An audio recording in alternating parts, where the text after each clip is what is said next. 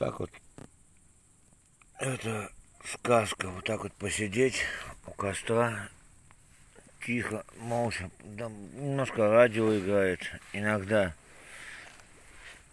пробивается. Отойду сейчас немножко в сторонку, потому что, ой, господи, споткнулся.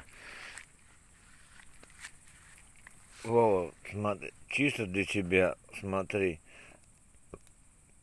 костерчик просто. Такого у меня еще не было. Я тогда напихал столько дров сухих. Господи, да что ты это? Ты меня что ли вспоминаешь?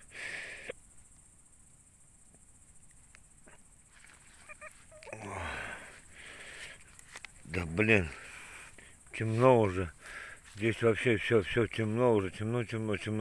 Очень сильно темно. Там вот я видел, вот там я видел глаза. Походу, может быть, ну, скорее всего, леса. Не волки. Ну, волки не подойдут к такому костру точно. Да и если что, у меня и ружье есть. Пристрелю к чертовой матери. Я живым не дамся. А вот костерчик, смотри, вообще просто шика. Но он не так передает, видео не так передает. Вот то, что живьем, когда видишь, совсем по-другому. Здесь какое-то пятно красное, а там вообще просто красота. Попробую издалека заснять. Не, все равно пятно красное дает. Ну это, блин. Это уже, извините, не ко мне, это к видео.